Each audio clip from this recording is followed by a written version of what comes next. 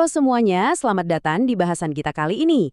Hari ini kita bakal kupas tuntas topik yang pastinya udah paling ditunggu-tunggu nih, yaitu gaji ke-13 buat para aparatur sipil negara untuk tahun 2026.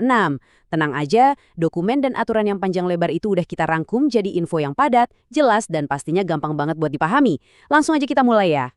Nah, di penjelasan kali ini, kita bakal ngebahas mulai dari jadwal pencairan, siapa aja yang berhak dapat beserta komponennya, aturan khusus buat teman-teman CPNS dan PPPK, sampai batas maksimal nominal buat pegawai non-ASN tingkat dasar maupun tinggi. Oke, kita langsung masuk ke bagian pertama, yaitu seputar pencairan gaji ke-13 di tahun 2026. Ini dia nih pertanyaan utamanya. Kapan sih persisnya uang ini bakal masuk ke rekening? Pemerintah ngerti banget kok, kalau pertengahan tahun, apalagi pas mau masuk tahun ajaran baru sekolah, kebutuhan finansial keluarga itu lagi tinggi-tingginya. Makanya target pencairannya itu dipatok pada awal Juni 2026. Keputusan ini mengacu pada PP nomor 9 dan PMK nomor 13 tahun 2026. Tujuannya simpel kok, buat bantu ngeringanin beban biaya pendidikan anak-anak kita. Tapi tunggu dulu nih, walaupun awal Juni itu target utamanya, kita tetap harus sedikit menahan ekspektasi. Bapak Menteri Keuangan, Purbaya Yudisadewa, sempat ngasih pernyataan kalau jadwal resmi dan skema pastinya tuh masih dalam tahap pengkajian. Jadi ibaratnya kita ini masih nunggu lampu hijau berupa peraturan turunan yang final dari kementerian terkait sebelum dananya beneran ditransfer ke rekening Anda. Lanjut ke bagian kedua. Siapa aja sih penerimanya dan apa aja komponen di dalamnya?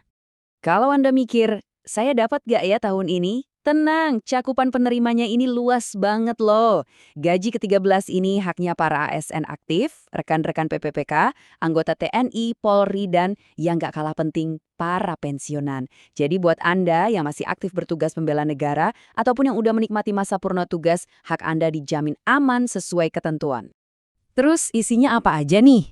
Secara umum, komponennya itu disesuaikan sama penghasilan bulanan Anda. Ada gaji pokok, tunjangan keluarga, tunjangan pangan, sampai tunjangan jabatan. Tapi ada satu poin krusial yang perlu banget dicatat, yaitu tunjangan kinerja alias tukin. Besaran tukin ini bakal beda-beda ya, karena sangat bergantung sama kebijakan instansi masing-masing dan juga kondisi keuangan daerahnya. Jadi nominal transferan akhir tiap orang pasti bakal bervariasi. Oke, kita geser ke bagian ketiga, yaitu aturan khusus buat rekan-rekan CPNS dan PPPK. Biar nggak pada bingung soal aturan birokrasinya, kita perjelas ya. Buat CPNS, umumnya Anda bakal nerima sekitar 80% dari gaji pokok plus tunjangan jabatan yang melekat. Beda cerita nih buat teman-teman PPPK. Buat PPPK, hitungannya itu proporsional tergantung lamanya mengabdi. Kalau masa kerjanya belum genap 1 tahun, nominalnya bakal dipotong secara proporsional. Nah, yang paling penting, kalau masa kerja Anda belum nyampe 1 bulan sebelum tanggal 1 Juni 2026, sayangnya secara aturan, Anda belum berhak masuk daftar penerima di tahun ini. Sekarang kita masuk ke bagian keempat yang ngebahas batas maksimal untuk rekan-rekan pegawai non-ASN tingkat dasar. Di sini, pemerintah udah ngasih batasan yang sangat jelas berdasarkan tingkat pendidikan dan masa kerjanya. Buat lulusan SD atau SMP sederajat yang masa kerjanya di bawah 10 tahun, batas maksimalnya ada di angka sekitar 4,2 juta rupiah. Angka ini pelan-pelan naik, bahkan bisa tembus 5 juta lebih kalau udah mengabdi di atas 20 tahun. Sementara buat lulusan SMA atau D1 sederajat, angkanya dimulai dari 4,9 juta rupiah.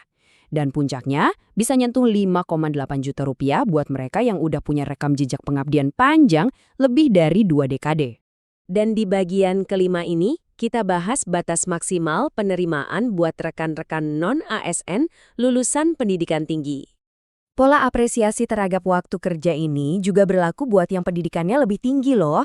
Untuk S1 atau Diploma 4, batas maksimalnya mulai dari 6,5 juta rupiah dan bisa tembus sampai 7,8 juta lebih buat yang masa baktinya di atas 20 tahun. Di level paling tinggi, yaitu lulusan S2 dan S3, batas maksimalnya dimulai dari 7,7 juta. Dan bayangin aja, bisa nyentuh angka 9 juta rupiah lebih untuk pengabdian yang panjang. Data ini ngasih gambaran ekspektasi yang jelas buat teman-teman non-ASN di berbagai instansi pemerintah dan perguruan tinggi negeri. Nah, sebelum kita selesai, saya udah buatin rangkuman spesial nih, supaya Anda semua bisa lebih gampang memahami dan mengingat inti dari seluruh narasi kita hari ini.